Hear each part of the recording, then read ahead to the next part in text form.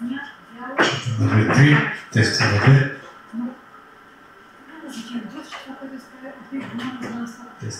Testing number 3, checking number.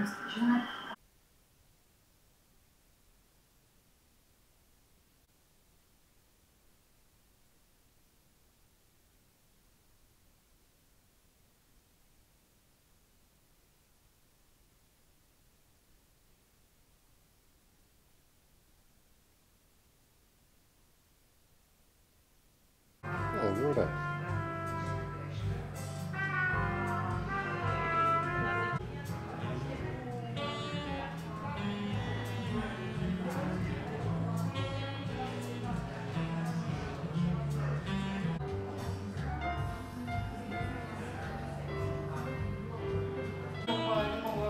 Може да си взема автограф, да, капване.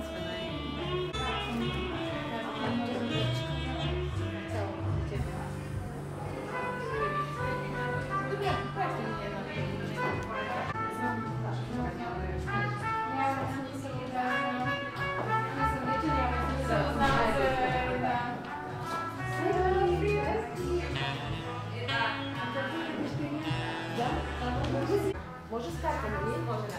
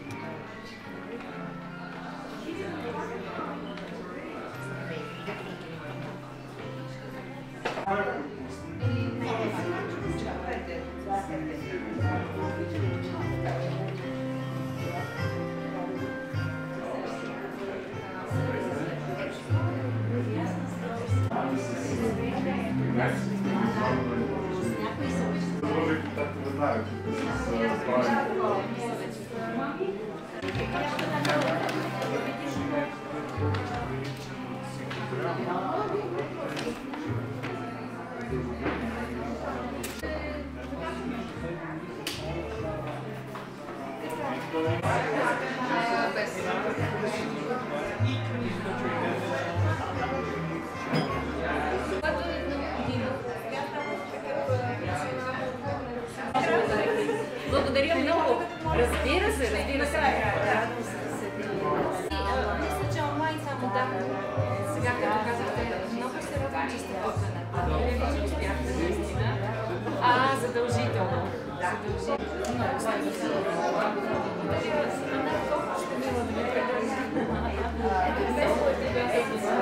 Аз ще си посложа.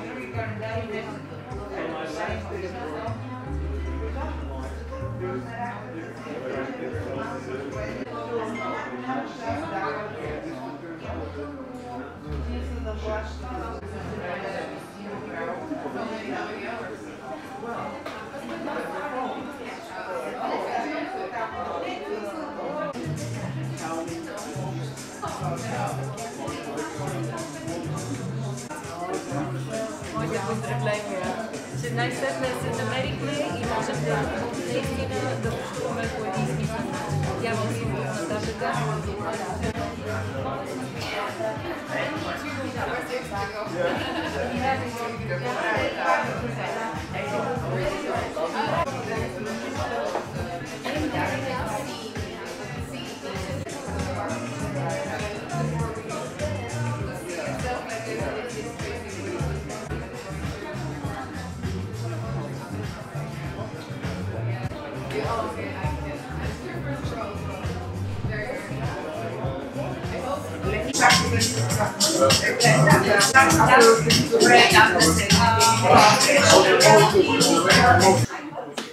Искам да благодаря на всички ви, че отделяте от своето време институт за представянето на книгата Елена Мустакова. Аз се казвам Любен Козарев, съм от издателство Изток-Запад. Наистина се радвам, че успях да се срещна преди няколко месеца с Елена. Признавам, че когато получих книгата и видях, че предговора е на Кен Уилбър, това е автор, който е издаван от Лик, когато бях в Лик и след това повторих изданието и в Изток-Запад, когато съм срещал в Франкфурт. Първоначално не можех да повярвам буквално, тъй като той е една от иконите на движението, което да кажем, че някой го наричат New Age или както и да било, но той е определено е извънреден човек. Второто, което искам да кажа е, че ако утре чуете, че имам двойник, да знаете, че това е вярно, тъй като аз никога не чета на представения, никога не се е случило, до тази вечер. Тази вечер ще чета. Защото когато работих върху книгата, аз наистина бях изключително респектиран. И тъй като в момента седмицата е невероятно турбулентна, в понеделник имахме 4 събития, днес имаме 3. Аз идвам от Националната библиотека, след това ще продължавам. Всъщност, това е периода, който увеличава усилията на нашия екип Изток-Запад. Една извънредно тежка, от гледна точка на издадените книги година, но в същото време е изключително успешна. Аз бих могъл да кажа, че ние вече наистина сме на ново ниво. Включително благодарение на книгата, заради която сме се събрали тук. Защото едва ли е нужно специално да казвам, че времето, в което живеем, е изключително. И ако си спомним китайската мъдрост, да не дава Господ да живееш в интересни времена, значи ние сме благословени в този смисъл. Пред очите ни се разгръщат събития, които започнаха преди няколко години и в момента дават своите най-често горчиви плодове, но пък от друга страна тривиално е да се казва, че кризата е шанс. Това вече всички да знаем и няма нужда да го повтарям отново.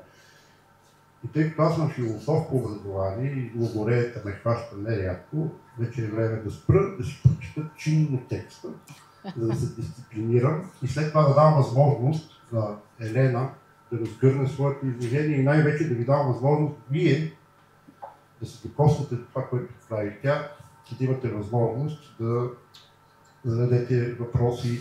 След това на чаша вино ще продължим. Отново ви благодаря, че отделяте от времето си. Затова сега сядам и чета.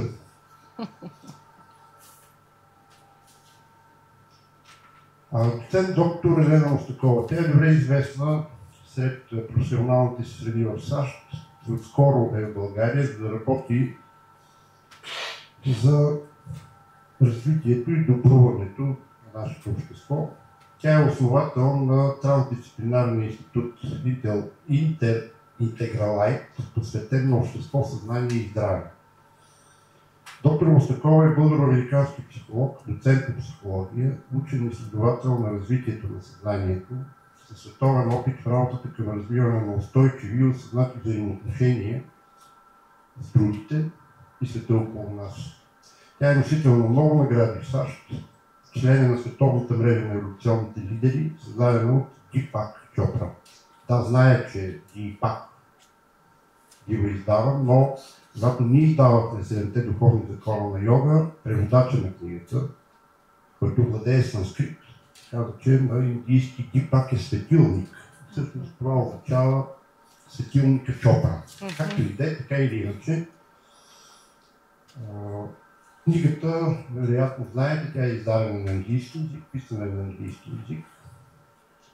Книгата се казва Световно обединяващо лечение. получила е сребърна награда на Окилус за 2022 година за най-добър ответ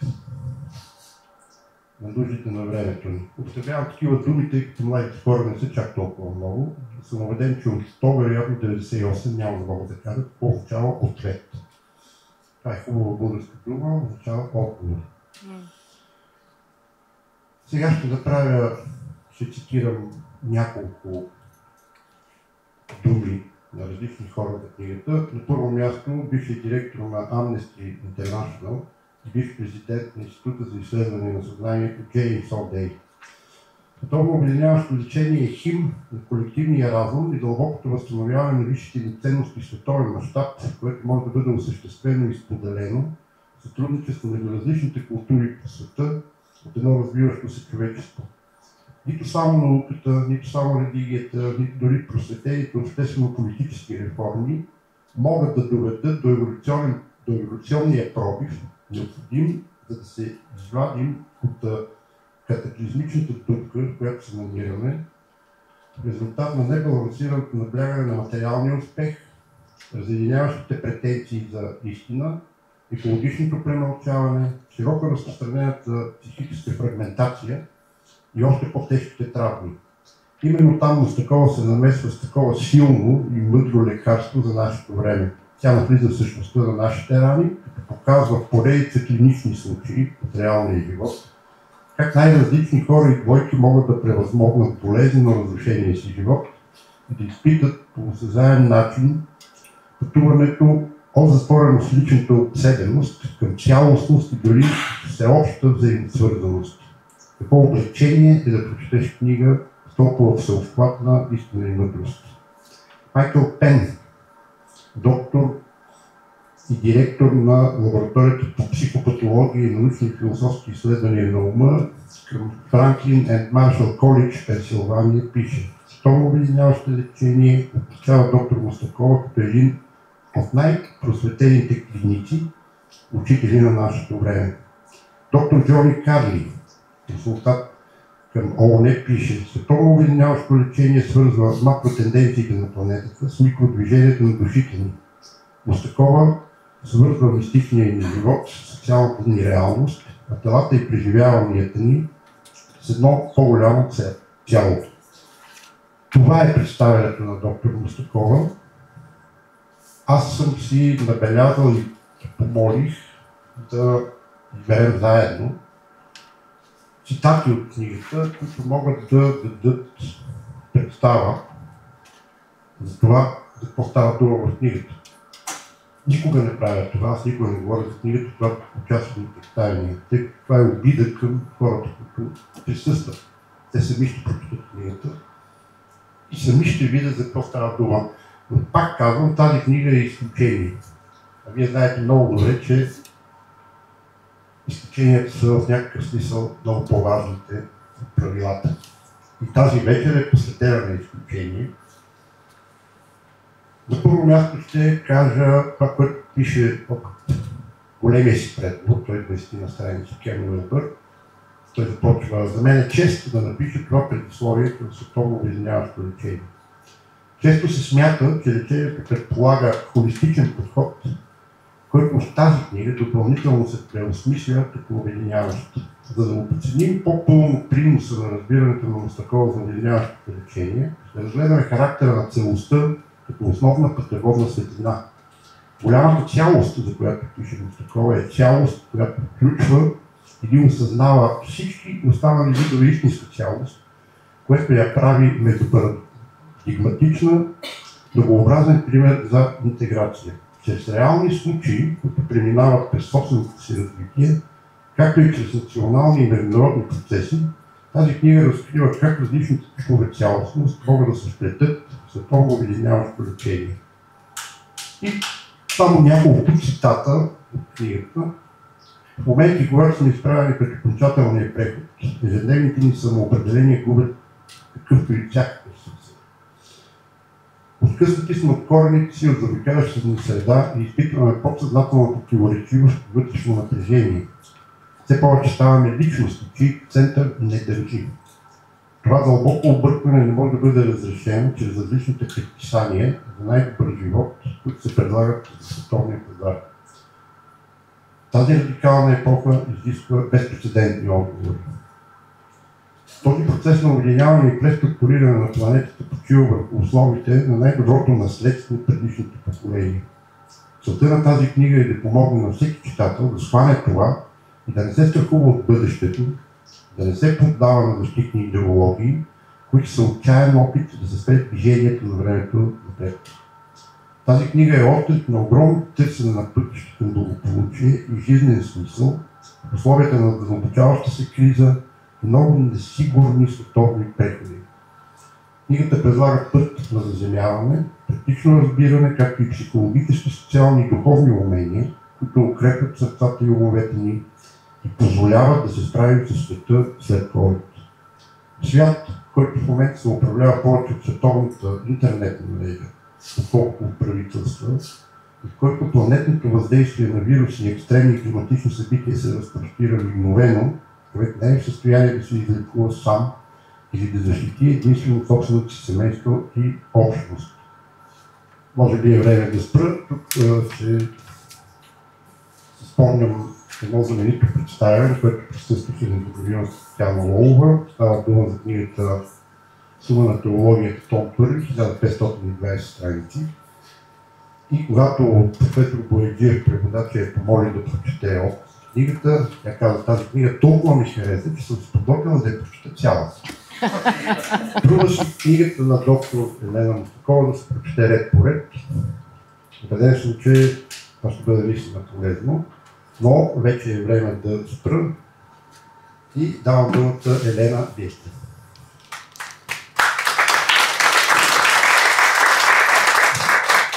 Много благодаря и искам да започна именно с моята дълбока благодарност към издателство Изток-Запад, защото имах радостта да открия едни хора, които наистина търсят най-дълбоката и сериозна литература и работят денонощно, за да могат да я преведат и пуснат на българския пазар.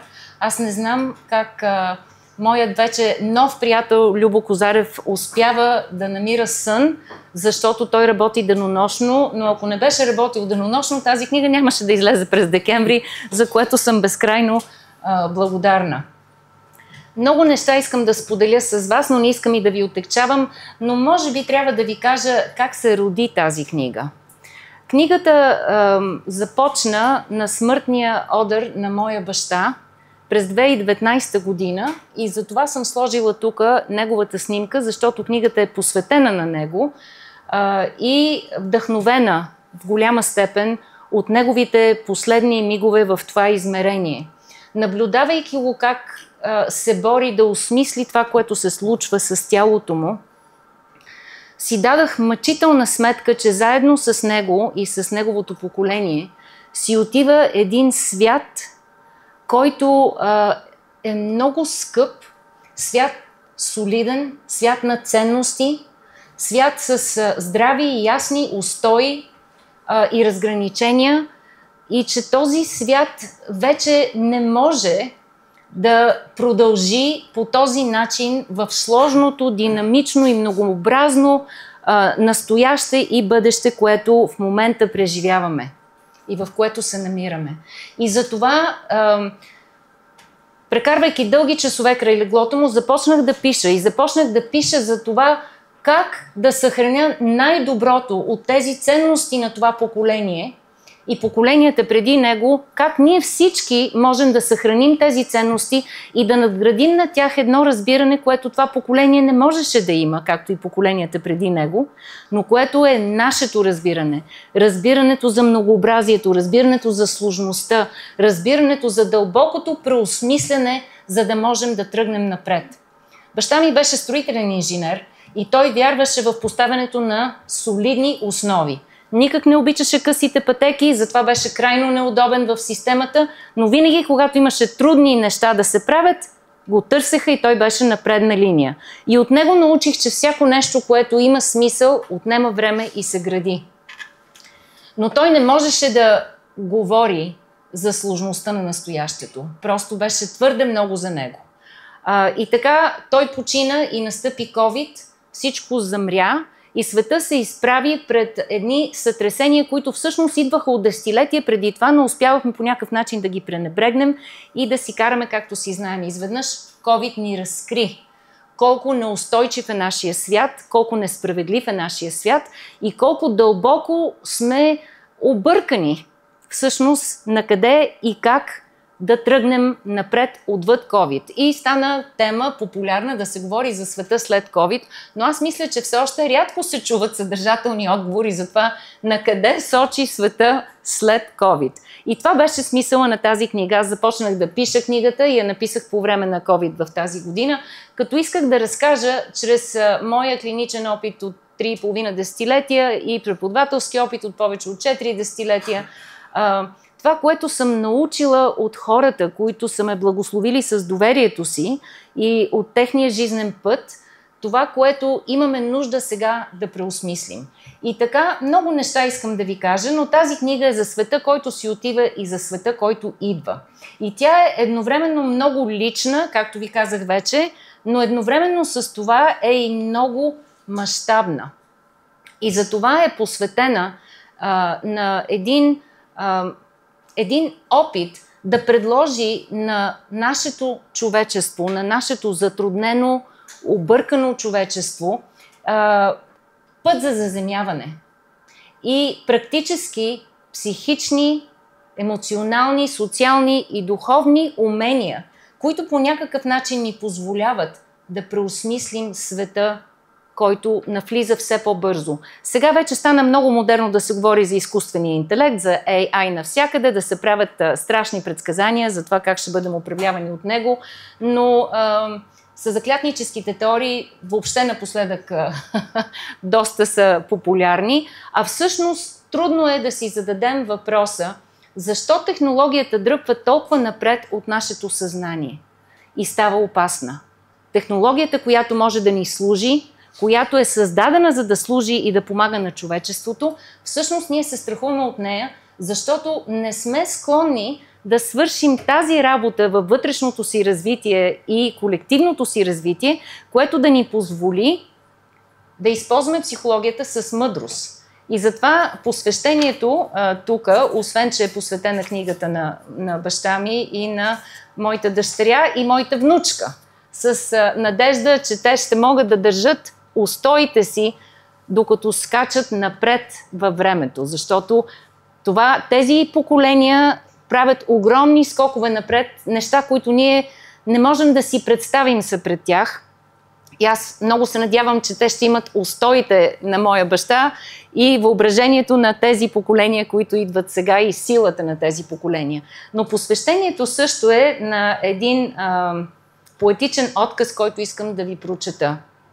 Тазюмбюлите на познанието и мъдростта да поникнат свежи и зелени от свещения град на сърцето. Зюмбюлите на познанието и мъдростта. Това е, което търси от нас тази епоха. Познание, което е много повече от информация, много повече от интелект. Познание, което носи мъдрост, което носи стабилност в един труден свят и също носи смелостта така да преосмисляме нещата, че да ги изградим наново, така че да обхванат и да изградят единство в нашето многообразие. Защото науката е абсолютно ясна. Ние сме дълбоко взаимосвързани. Тази илюзия на 20 век, всъщност тя тръгна преди 20 век, че ние сме независими, вече е ясна, че е неустойчива от научна гледна точка. Не само не сме независими, а сме дълбоко взаимосвързани. И единственият начин да бъдем здрави, да добруваме, е да работим за здравето на хората около нас, на обществото около нас и заедно да изграждаме един по-удохотворен, по-мъдър свят, който се базира на познание. Тоест, тезата на тази книга, която е вече наистина все по-ясна става тази теза, е, че лечението не е просто индивидуално, както неврозите и психозите не са просто индивидуални, че лечението е както вътрешно-психично, така и духовно, социално И това е също и лечение на общности. И така е написана книгата. Тук съм си отбелязала доста неща, които искам да споделя с вас, но ще бъда дисциплинирана и няма да ви говоря дълго. Искам само да ви кажа горе-долу как е структурирана книгата и защо, какво можете да очаквате. Написана е в структурата на пътешествието на героя. Това е напускането на дома. Всички знаем този мит за пътешествието на героя, който преминава през много голяма част от световната митология и литература. Напускането на дома, търсенето на голямата истина, на голямото добро и връщането. И всъщност трите части разглеждат този процес в колективен план, но през индивидуални животи. Защото в крайна сметка аз работя с индивидуални животи и всеки клиничен случай ми разказва за колективното преживяване, аспекти на колективното преживяване. Напускането на дома е това, което вече го живеем. Ние не можем да се върнем назад. Хората ми казваха, като беше към края вече на периода на COVID, сега ще се върнем към нормалното. Това не се случи. Първо, не се знае кое е това нормално и второ, това, което сме смятали за нормално преди, очевидно вече не работи и въобще не знаем на къде да се върнем. Ние сме напуснали дома. Това, което е важно обаче, е да осъзнаем, че в този период на нас са ни нужни определени умения, които, когато са осъзнати и се култивират осъзнато, ни дават възможност вече, след като сме напуснали дома, да не се чувстваме дезориентирани, а постепенно да намираме своя път. И тук пиша за умението за дълбоко слушане навътре, което е едно древно умение. Пиша за това, че трябва да разберем хоризонтите на развитие на възрастния човек. Хората си представят, че просто като стигнем една определена възраст, вече сме зрели хора. А всъщност това не е така. Възрастният човек има огромни хоризонти на потенциал на развитие, но те не стават автоматично. От влизането в тази така наречена, не знам как да я нарека, зряла възраст, наричаме зряла, тя не е зряла, от как започваме да изглеждаме като възрастни хора, оттам нататъка развитието изцяло зависи от нашите лични избори. И за съжаление, политиците, идеолозите силно ни вменяват, и така беше и когато аз напуснах България, непрекъснато ни се вменяваше, че нищо не е във властта ни, нищо не е наш избор и просто човек трябва да си държи главата под радара и да оцелява по личен път.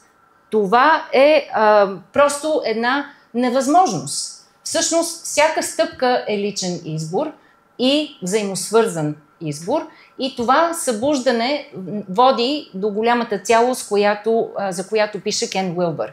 Така че, освен това събуждане върви през силите както на ума и разума, така и на сърцето. Така че има глава, която е посветена на използването на мисленето, така че да ни дава свобода. Така че да преодолеем тази обвързаност в модели, които са внедрени, внушени, възприяти просто автоматично. И в тази глава споделям много интересна наука за развитието на мисълта и за това какво всъщност означава съзнание. За мен беше много вълнуващо да чуя от един известен психиатър, много известен, Даниел Сигъл, който създаде Института за изследване на съзнанието в Беркли, Mindsight Institute, който каза, че при цялото му обучение като психиатър е учил за психопатологията, но никога никой не е могъл да му каже какво всъщност is mind. So, mental pathology, ние сме наясно с патологията, но всъщност какво е съзнанието? И той създава този трансдисциплинарен институт и неговите открития, които вече са популярни, и науката, която се разгърна. Тук имам колеги, които работят с психологията на връзките, на привързаностите. Не съм сигурна точно как е термина на български, но вие знаете за какво говоря. Attachment theory. Всичките тези неща вече са познати и работят, но тук исках да обясня за обикновения човек каква огромна сила е нашето съзнание и че ние имаме възможност да поемем отговорност за него, да го опознаем, така както всички мои пациенти опознават съзнанието си. И опознавайки съзнанието си, се учат как да го насочват и да го използват по-разумно. Но това е в взаимодействие с разбирането на ролята на сърцето. И тук имам глава, която е посветена на уменията на сърцето. И в тази глава моята скъпа приятелка и колежка доктор Весела Банова сподели с мен много вълнуващи случаи за работата си с деца и семейства, на които тя е посветила целия си живот тук в България, особено деца с тежки затруднения и техните семейства. И много вълнуващи случаи на това как тези деца и особено много малки деца имат удивително ясно съзнание, памет, проницателност и нещо, което ние не можем да си обясним по пътя на мозъка и разума. Но само един отказ искам да ви прочета. Това е, има вече изследвания на вътрешно-отровното развитие на съзнанието и специално в първия триместър, тогава, когато все още няма мозък. И тези изследвания са просто удивителни, в смисъл на разказите, които малки деца под хипноза са в състояние да възпроизведат. И тези неща се публикуват само тогава, когато е проверено, че няма начин втора ръка познание да е разказ от родители или някой друг. Разкази има много, които мога да ви цитирам, но тук искам да цитирам едно момиченце, съвсем мъничко, което разказва за своето раждане. Чуйте какво казва това дете за първото й преживяване в това измерение. Тя казва: никой не ми говори. Мисля, че говорят за мен, но не и с мен. Те се държат така, сякаш знаят, че съм там, но сякаш аз не знам, че съм там.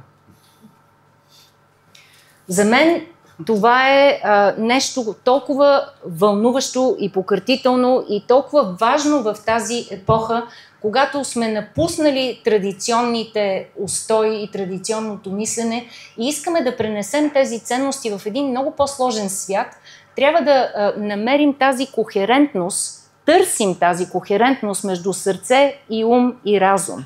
И тази кохерентност не е нещо, което може човек един път да го намери и вече да му е добре. Тази кохерентност е във всеки следващ момент, тя се търси, преоткрива, култивира все по-дълбоко и развива, но самото това разбиране и ориентиране към нея е вече една сила, едно умение за новия свят.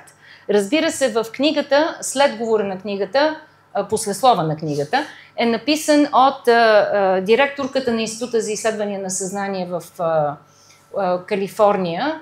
Това е Institute of Noetic Sciences, която казва много ясно, че когато изследванията показват, че когато сърцето се синхронизира с мозъка, се получава толкова оптимално функциониране на човека и тези неща се изследват вече от този HeartMath Institute, за който много хора тук са чували. Получава се такова оптимално функциониране, което отприщва хормони на добруване, на яснота, на сила. Тоест, това са вече едни умения, за които аз не можех да говоря с моя баща. Те не бяха понятни като език и като концепция за него, но за нас са безкрайно необходими и са именно основата на тези ценности, които искаме да опазим и да изтеглим напред. И така, тази първа част е посветена на 4 глави, които се занимават с различни умения, нужни в тази епоха, в която вече сме напуснали дома и сме доста неподготвени за това, което живеем. Втората част е търсенето на нови отговори, търсенето на по-голямата истина. И тази част е посветена в голяма степен на езика. Защото езика ни формира. Вибрационните излъчвания на езика формират детето от момента на зачатието нататъка. Вибрациите на езика в една култура също формират общността, преживяването на всеки човек, всеки ден. Те формират енергийното поле, което представлява една страна и една общност. И като ви кажа така, вие всички знаете колко е трудно на улицата често, колко е трудно на обществени места, колко е трудно човек да остане положителен, да остане вдъхновен, защото от стари времена е останал един негативизъм, един песимизъм, едно критикарство. В таксито насам нещо стана въпрос за съзнание и моя много симпатичен шофьор, много мил, по-възрастен човек каза: съзнание, за какво говорите вие съзнание? Вие огледахте ли се наоколо? Гледали ли сте телевизия? Къде го видяхте това съзнание? И аз разбрах, че не трябва да споря с него, защото това е неговото преживяване на безнадежност. Но всъщност тази книга е написана, защото трябва да имаме надежда. Без надежда човек не може да отива да живее. Надеждата умира последна. А надеждата в момента не е празна утопия, както ми каза той веднага. И често чувам: всичко това е празно. Какво? Обединяващо лечение, празна утопия. Всъщност това е единственият път напред. Нашата планета изобщо не може да оцелее по друг начин и също ние не можем да оцелеем. Миналата година бях на едно политическо интервю и колегата ме пита: като говорите тези неща, аз как да ги обясня на човека от Хасково? Той защо трябва да се интересува от вашето световно обединяващо лечение?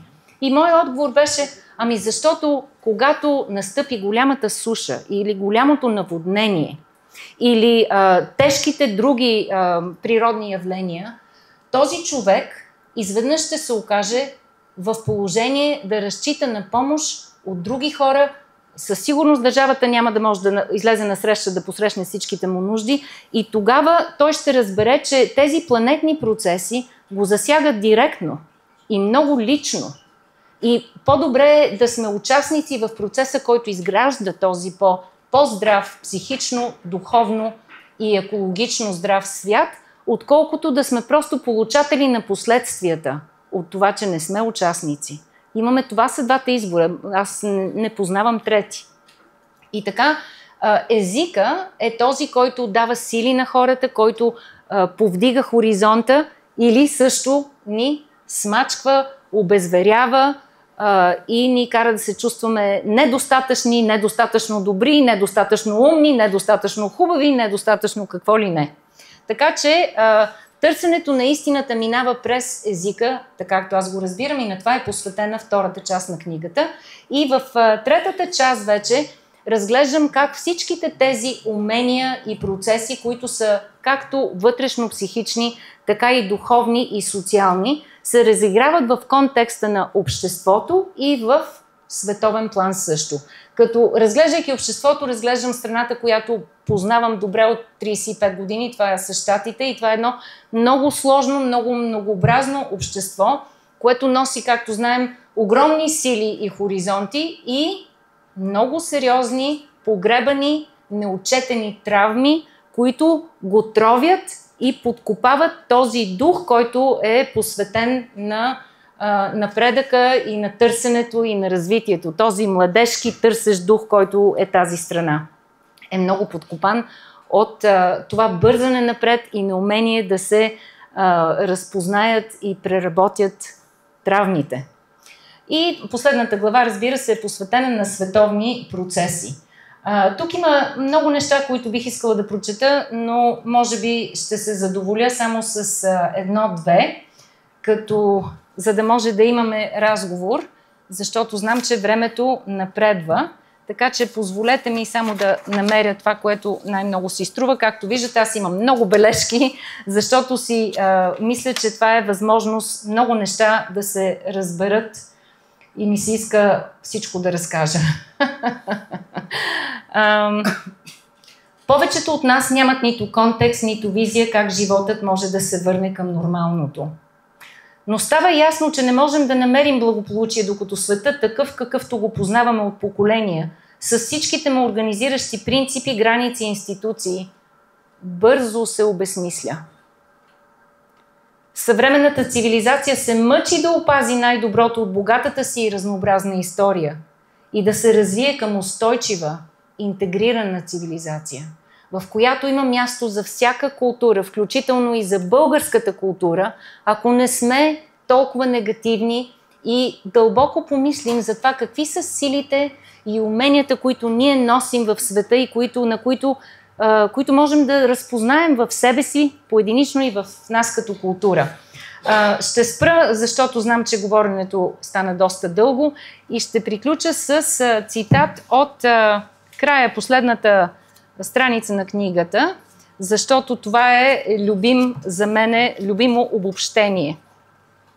Наскоро едно 10-годишно момче, което се проявява като лебед, тук говорех за това, че всички сме, във всеки от нас съществува лебеда, но ние се усещаме като грозни патета, защото социалната среда и всичко, което живеем, просто ни кара да се чувстваме като грозни патета, но важно е всеки човек да открие в себе си този лебед. И това беше предхождащото и казвам, наскоро едно 10-годишно момче, което се проявява като лебед, споделя с майка си: мамо, светът е обърнат с главата надолу, дори не е настрани. Майката, моя клиентка, прави пауза, научила се да прави пауза, да поема дълбоко дъх, след което отговаря: всичко е наред, сине. Бебетата се раждат с главата надолу. Това е правилната позиция за излизане в новата реалност. С това приключвам. Благодаря ви.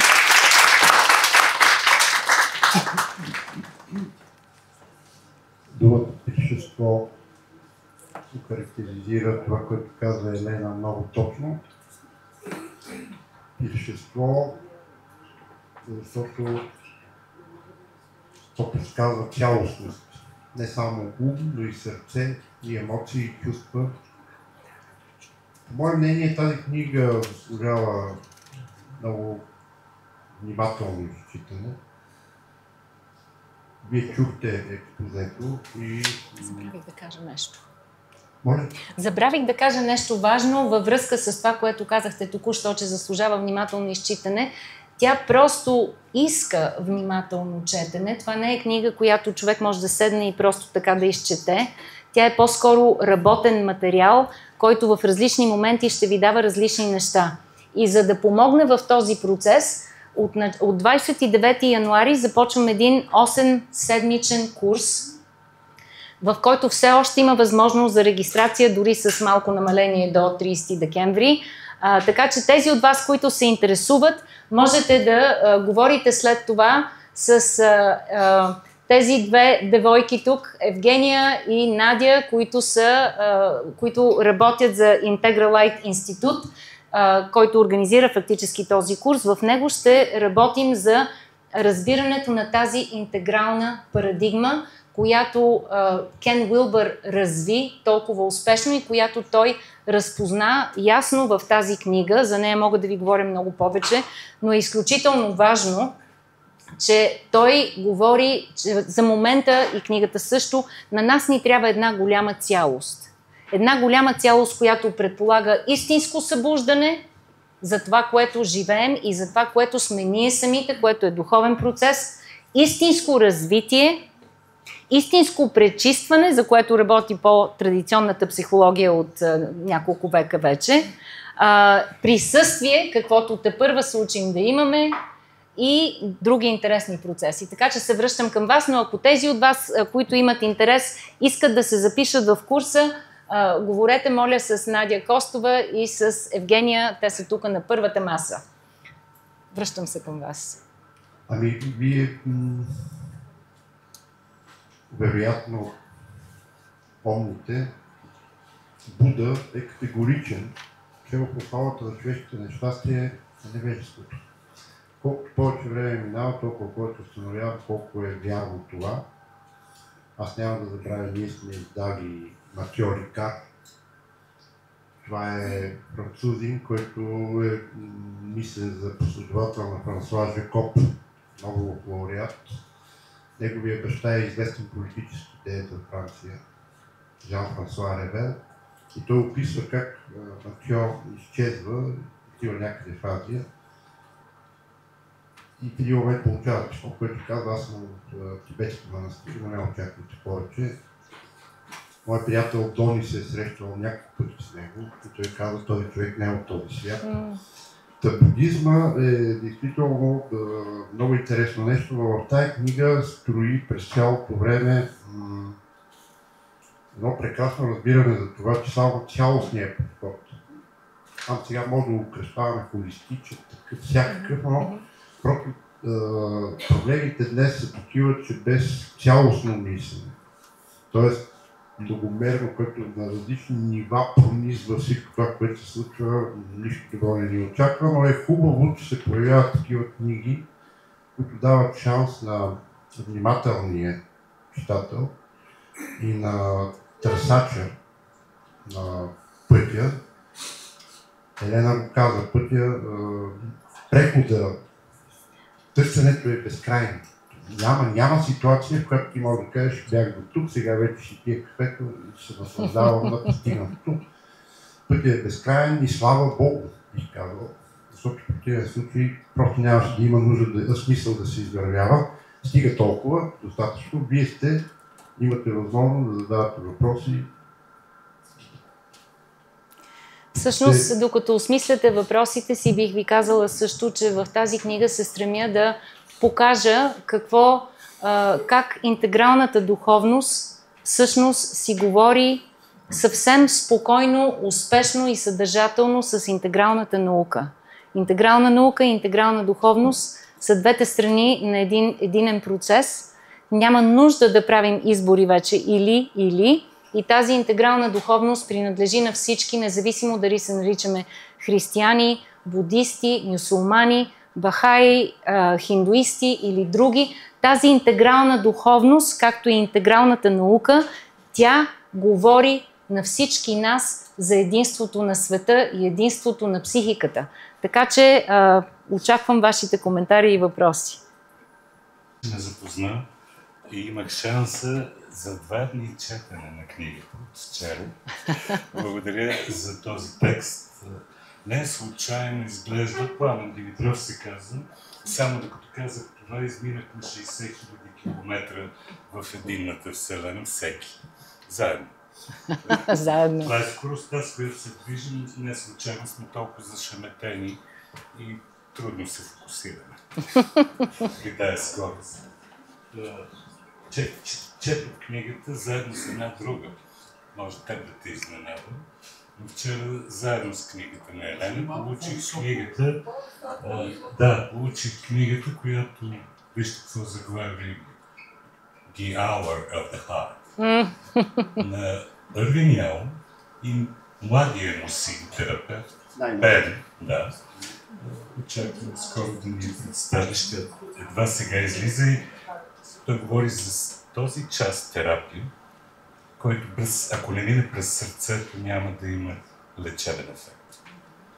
И съвпадна просто четенето на 2 текста, които се допълват, между другото, защото аз като школувам в тая модалност, екзистенциалната психотерапия и психология въобще, трябва да споделя с вас, че първата образна асоциация, като се докоснах до твоя текст, беше моста между Европа и Азия в Истанбул, където направихме световния конгрес на 24 май терапия, по екзистенциална терапия и неговото лого беше строително-инженерно, между другото. Как да изграждаме мост. Книгата гради мост.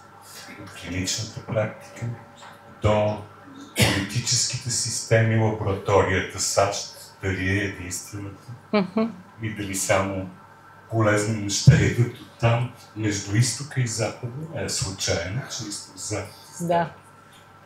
Книгата. И между, разбира се, убежденията, нашите стереотипи, неща светогледни, с които сме затворени в фаза си, но и възможността да потърсим посоки на сливане и на интеграция. И ти благодаря за тези мостове, които като баща си хвърляш между идеи, хора. Това направо е подарък за мен днес. Наистина, не бях помислила така, но това е много... образ, който изникна много тази значимо. История, която ти разказа за него, ето виждаме го, сега се запознаваме с него. Наистина се строително мостове и ние трябва да ги обходим. Ох, че хубаво. Много, много благодаря, Пламене. Имам и още една асоциация, тя е звукова. Така. 90-те години началото имах шанса, 6 месеца, да усвоявам тънкост, които никога не се научих до край напълно, на трансценденталната медитация в Нью-Йорк на Халиши институт. И там, за да ни въодушевят и да ни направят по-дисциплинирани, ни разрешаваха да сядаме на постелката на Джон Ленон. Та докато четох твоята книга вечерно, слушах внимателно. Ние сме едно, само че трябва да си го представим и да го постигнем. Добре. Много, много благодаря. Аз бих казала... Ние сме едно и е време да се събудим за тази реалност и да живеем осъзнато в нея. Така че много благодаря за този подарък за мостовете, защото действително сега си спомних, като го каза това, че всъщност аз питах баща ми, какъв е моста между твоите ценности, това, което ти вярваш и това, което аз живея и работя. И това беше труден разговор за нас. Много съм щастлива. Благодаря. Тук аз няма да се въздържа и ще споделя нещо. Моят учител се казва Петър Емил Митев. Това беше един изумителен интелектуалец. И имахме една незабравима среща в китайското посолство с посланника на Китай. И тогава аз донесох нашия каталог, с който бях в рамката преди това. Той беше на английски език. И слогана беше Bridging Differences. И китайският посланник каза: да, господин Козарев, вие сте прав. България е мост между изтока и запада. И от вас зависи да направите така, че и изтока и запада да се плащат и да минават по него. И беше незабравимо. Следващия човек, който ми го каза, беше Сюлейман Гьокче. Аз работих с него, когато издавах на стратегическа дълбочина на Ахмед Давутоглу. Една изключителна книга, той е професор по международни отношения и така нататък. Но да не се разпростира, той също каза: аз съм обиколен с целия свят. Такъв каталог не съм виждал. И до мен съм от това. Аз виждам, че вие мислите различно, но ние ценим точно такива хора. Защото не случайно споменах Матьо Рикар, той е учен. То молекулярна биология, това не е нещо, което... И будизма е едно от огледалата на света, в което ние можем да се огледаме, но нека да споменем за Карл Густав Юнг. Вие знаете, 1913 година той има знаменитите си видения, тъй като ние издавахме червената книга. И той казва, когато човек убива другия, той убива себе си. И идиот, ако не разбира това. Днес дойде време, според мен, когато ние трябва да осъзнаем, че, както една от книгите ни се казва на северноамериканските индианци, ти и земята сте едно, ние всички сме едно. И ако не го разбираме, действително е време да се събудим. Аз се занимавам с японска фехтовка, изключително странно на пръв поглед, но нашия инструктор това ни казва: събудете се, стига сте спали и сте мулнали собствените си сънища. Наистина се получи много, просто абсолютно Пламене. Аз ти благодаря, Пламене, един от най-добрите приятели на изток-запад, и тъй като ние наблягаме особено много на психологията, той е наш основен редактор в този смисъл, както... Другите книги наблягат на изток-запад. Аз съжалявам, че доктор Симов не присъства, той е психиатър, той е изключителен също. Но Елена постави пръст точно там, където трябва, защото тази книга и това не са просто куртуазни думи. Действително е важно. Ние имахме някакво срещи само, за съжаление наистина живее извънредно въздухано. Тя дори не вярваше, че книгата ще излезе, но излезе както трябва. Наистина това е важно явление според мен и тази година ще приключи както трябва. И аз съм безкрайно благодарна за това. Вие виждате всички какво елегантно издание направиха. Колко е изчистено, колко е красиво. И това нещо се случи в деня, в който господин Козарев каза, че ще излезе книгата, което аз наистина не вярвах, че ще стане, виждайки как изглежда живота и ежедневието му. Но книгата е толкова красива и самия шрифт вътре е много четивен, тъй като иначе не мисля, че това е лесно четиво. То е по-скоро настолна книга за настолно задълбочаване и изучаване, отколкото така четиво. Но такова красиво издание. Много съм благодарна. И като казахте за това, че убивайки другия, убиваме себе си, си спомних, че всъщност, когато напуснах България преди 35 години, отидах да правя доктората си в Масачусетс, моя адвайзор ме попита в първия докторски семинар, имаше въпрос за всеки от нас да кажем защо сме решили да правим, какъв е въпроса, който носим към докторската си работа. И когато дойде мой ред, аз му казах, аз съм тук, за да разбера защо предаваме себе си.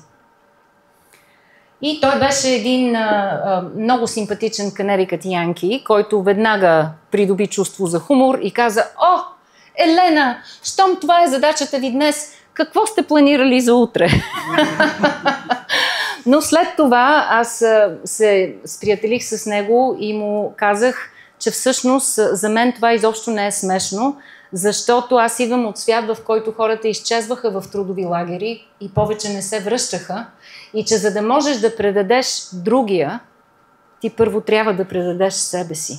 И това е въпроса, който всъщност и сега си задаваме. Все още предаваме себе си по начини, които може би изглеждат малко различно, но това беше големия въпрос за мен. Не само когато убиваме другия, убиваме себе си, но когато предаваме другия, предаваме себе си. Така че тези теми са вечни, но и в момента изключително належащи, защото планетата не може да чака. Без да завършвам с панически напомняния, знаеме, че съвета на климатичните учени е дал срок 10 на години, от които вече 4 минаха, след които планетните процеси стават необратими и ние всички участваме в тях. Тоест, предаваме себе си, в един момент планетата ще каже достатъчно и този момент наближава. Така че сега наистина е наложително да задаваме тези въпроси. И последно искам да ви обърна внимание за тези от вас, които решат да работят с тази книга. Отзад има приложение, което е също толкова важно, колкото и самата книга. Защото за всяка глава, която е пълна с клинични случаи, с наука и така нататък, и малко по-гъсто сгъстено четиво, за всяка глава отзад има раздел с практики, въпроси за размишление и медитация, които помагат да се осмисли на по-сърдечно ниво това, което иначе сте чели по-аналитично. Така че тези от вас, които започнат да четат книгата, силно препоръчвам. Не бързайте напред, след всеки няколко страници работете върху един въпрос от приложението и след това продължете да четете. Наистина тогава се получава това развитие, което има смисъл в тази книга. Благодаря.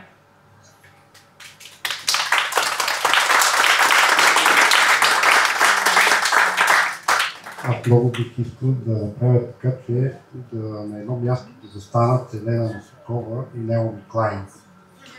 Защо и дадах на нейната книга Двойника. Тя е изключителен човек, изключително жена е. И дадохме 4 нейни книги. Но последната книга е пократителна, защото точно вие нещата, които казвате, те пред последната книга е това променя всичко за климатичните промени. Да. Преди това е шоковата доктрина и така нататък. И тя е една от, може би, от най-умните жени, които ще познавам за доктор, разбира се. Тоест ми е много бедна фантазия, какво ще се случи две изключителни жени, които са Елена Мусакова и Наоми Клайн, на едно място започнат наистина да говорят за тези проблеми, които ако не бъдат решени, аз също съм абсолютно съгласен с Елена. Ако не бъдат решени, те просто могат да ни погубят. Това е всъщност, господин Козарев, тук имаме възможност да си представите какво се случва, когато две жени с обща визия работят заедно. Аз искам да изразя моето огромно уважение към Неделя Щонова, която е тук с нас. Тук има две жени в тази зала, които са посветени на холистичното развитие и холистичното здраве. Докато аз работех в Щатите, Неделя Щонова е прокарвала пътека тук в България, за да направи предаване за холистично здраве. и за холистично мислене. Така че всъщност има две жени, има много повече от две. Тук в залата има и други много силни и талантливи жени, но специално, понеже Неделя се е посветила на тази кауза, искам да й благодаря и да кажа, че може да не е Наоми Клайн, но е Неделя Шрамова.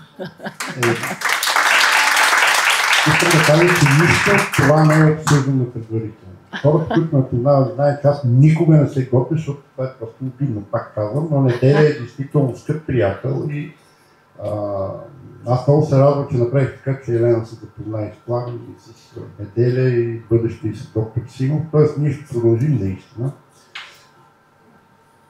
Добър вечер.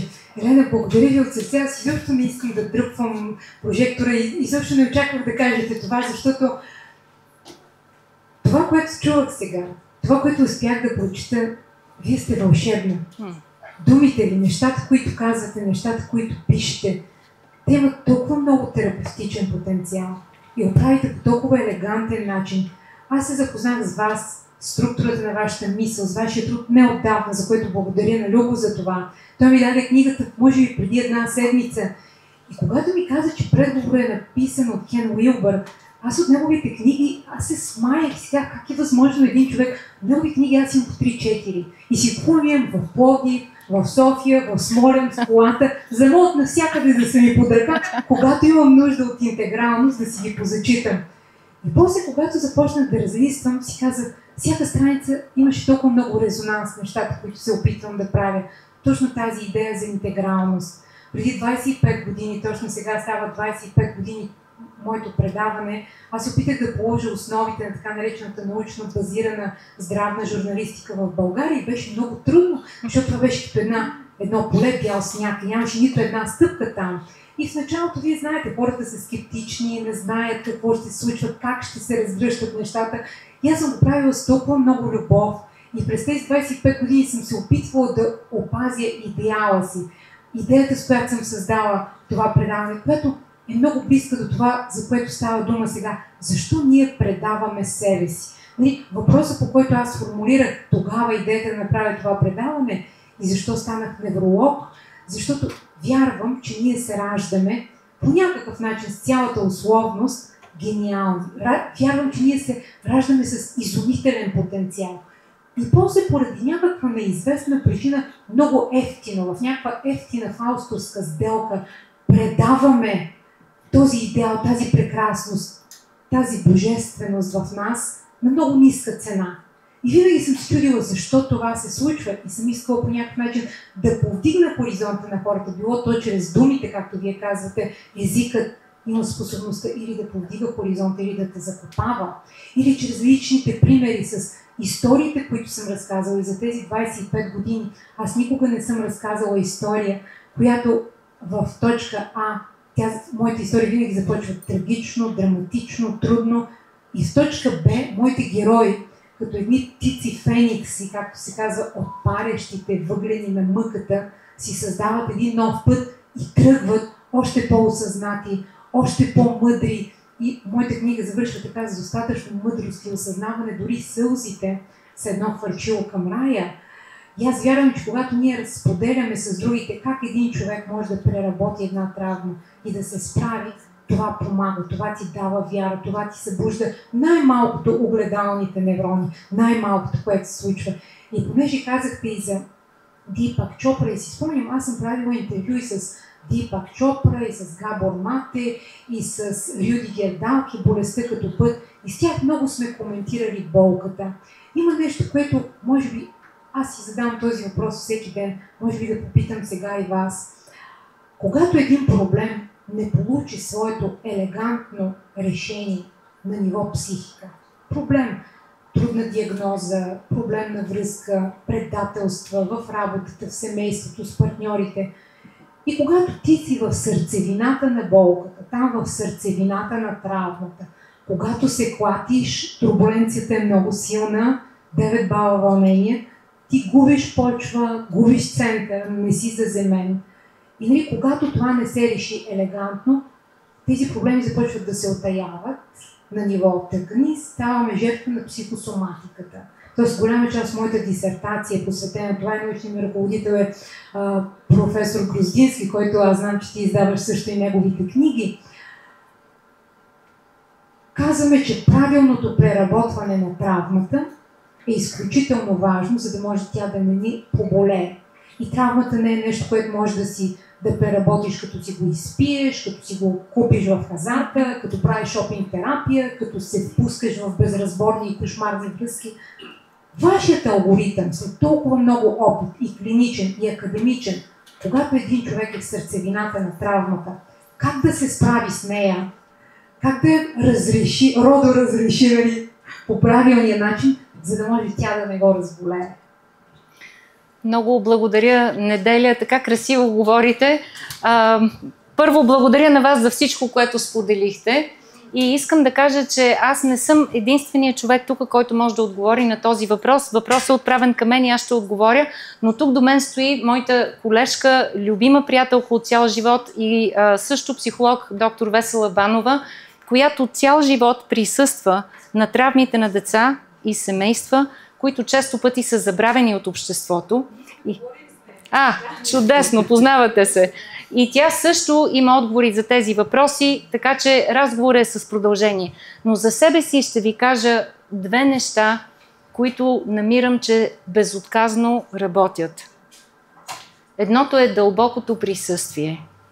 Когато един човек е толкова разлюлян, че действително му е трудно дори да разкаже това, което усеща, всъщност това обикновено е така, дълбокото присъствие, очите с които го виждаме, някак си отново и отново извиква в личността дълбоките й ресурси. И винаги, когато мисля на тази тема, си спомням за случая на Сара, която е описана в 5-та глава на книгата, защото Сара беше изпратена при мен с диагноза 4-та степен рак, с метастази. И това беше Центъра за интегративна медицина към Джордж Вашингтон Medical University. И те и препоръчаха да дойде да работи с мен интегрално, защото за тях, разбира се, е ясно, че рака е изражение на дълбоки, непреработени травми и стрес. Сара не можеше да говори.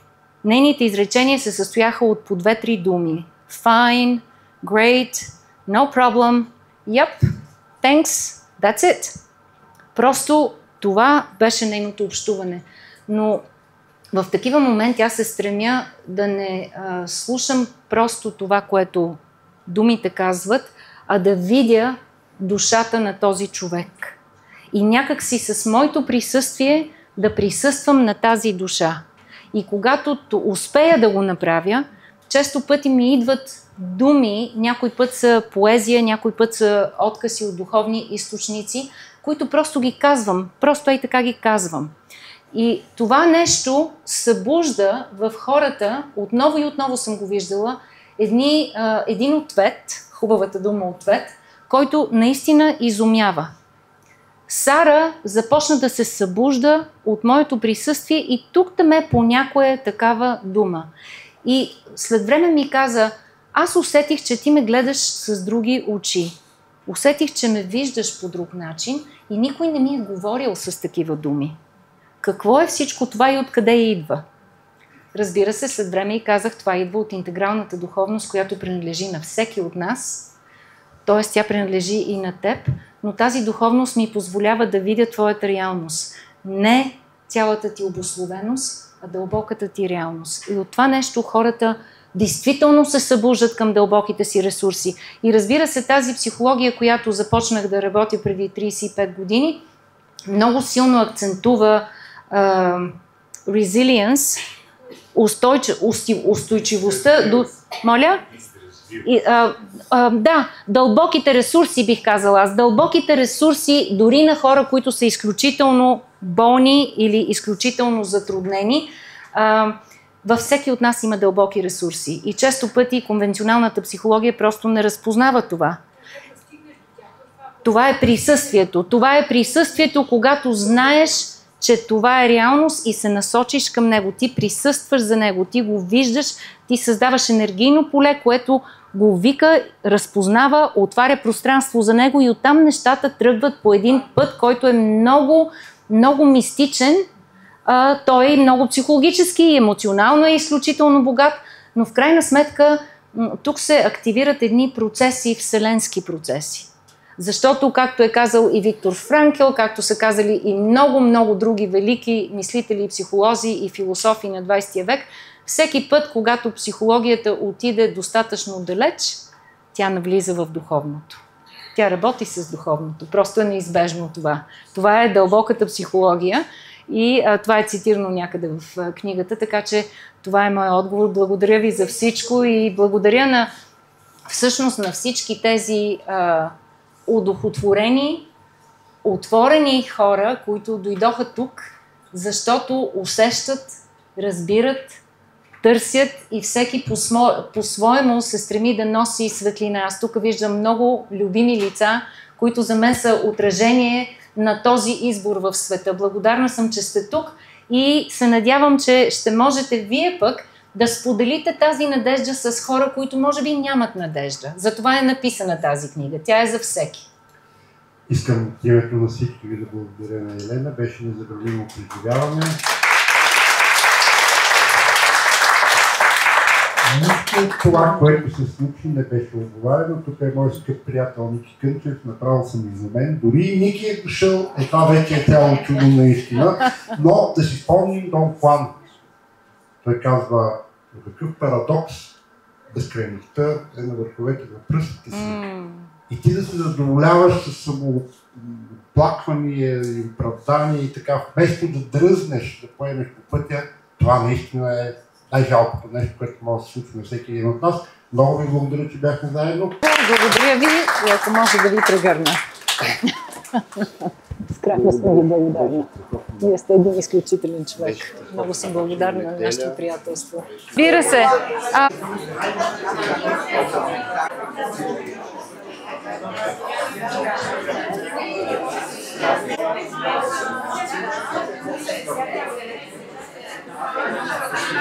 Мога да си напиша от душа и сърце всичко. Заповядайте, Илиева, и ще... Даже ми с моята учителка Михаела Симова, знам, че сте се видели. Да.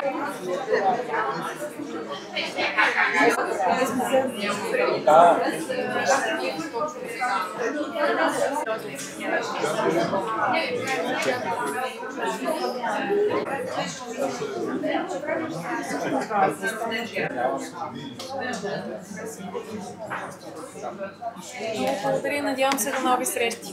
В бъдеще имаме такива.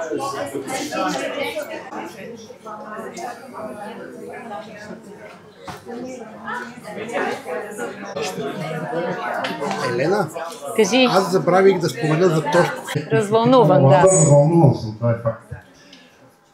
Преди 3 години почина Петко Хинов, това е преводач от старокитайски. Моя съмишленик, който разпознава духовното. И в момента благодарна за твоята обич, доверие и подкрепа и приятелство. Безкрайно много. Този опит ми показва, че българите са добри хора и просто трябва да стигнем до тях.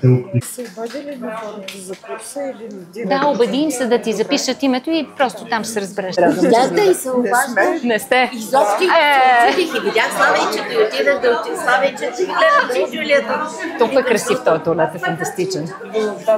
Много по-добре се чете на български. На английски има така малко... Не, че лошо на английски, аз лично... чете, така се получава и Юлианче, никога не съм те наричала. Не мога сега тук да напиша Джулия, защото... Абе, напиши Джулия. Джулия, нали така? Джулия, тя си е Джулия. Така.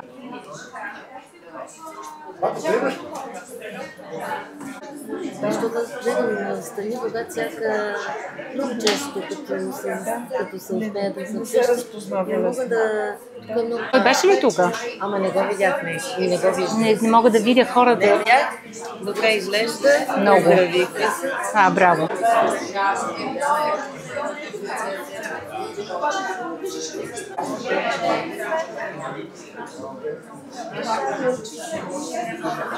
Наистина ти благодаря, че много дойде. исках да дойда. Много се радвам. Беше много Предай обич на добре, Малин, ние заминаваме и Непременно. ще се видим живот и здраве, като се върнем.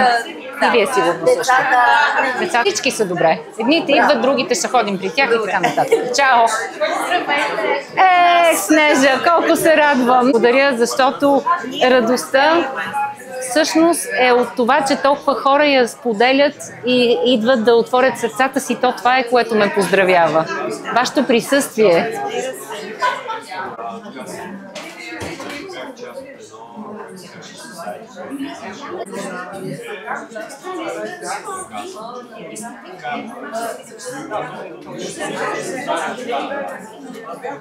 Заедно през януари, колко съм щастлива. Милата ми Елена. Ами, щастлива съм в момента. Маме, трябва да тръгвате, да. Ние ще тръгваме, милечка. Доволна ли си? Много. Ще се чуем. Да, добре. Добре. Внимателно само по улиците. Мама, аз ще взема такси и ще ви закарам, ако изчакате. Добре.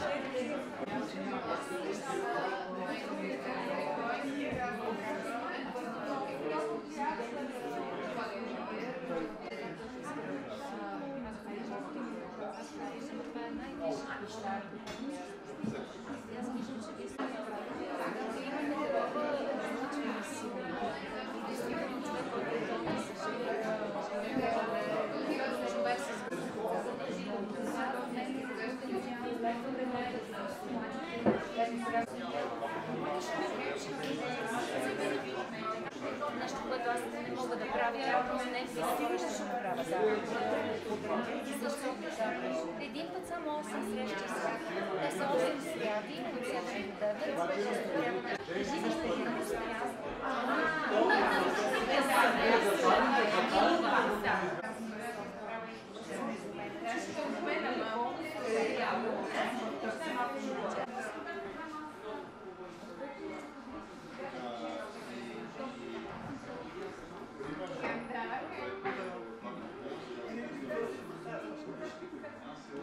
И ние сме сестрички, не може да не застане до мен или нямаме тук снимка.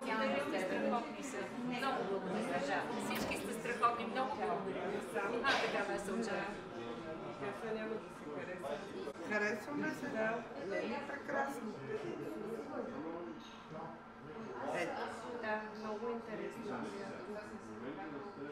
Това беше много важно. Нали?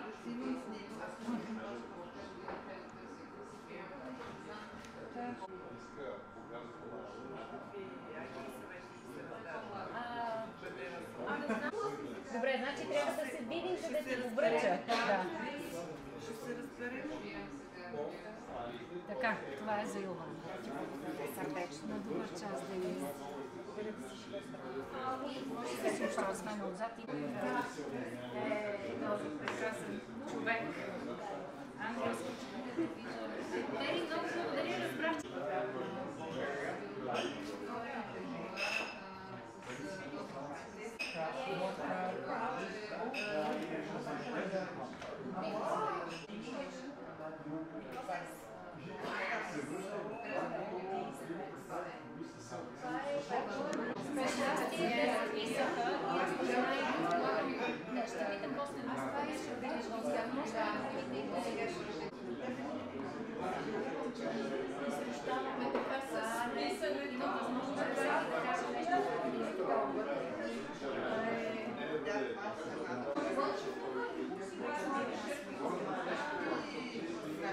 Това са като поздравителните карти, и така.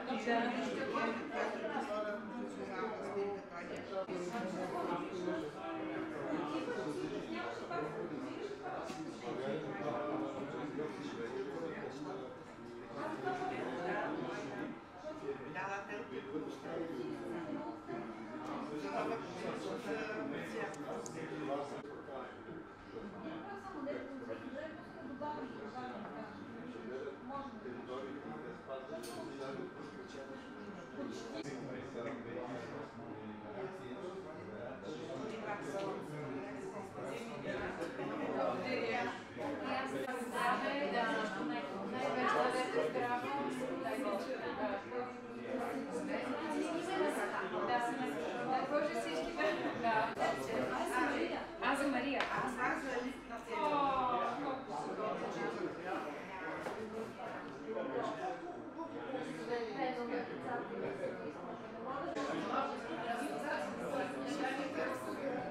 Доктор Банова си не може да ме се яви. Кажи ми сега.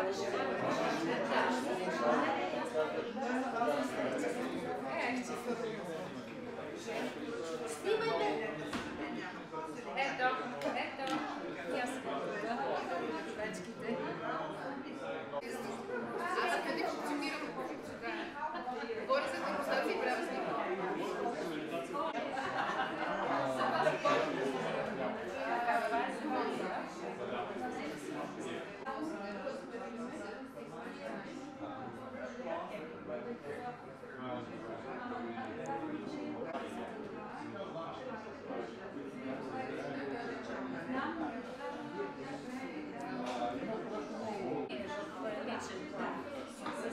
С весела на някой да пише.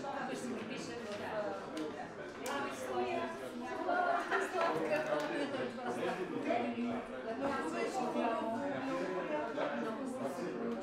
много спонтанно се получи този човек.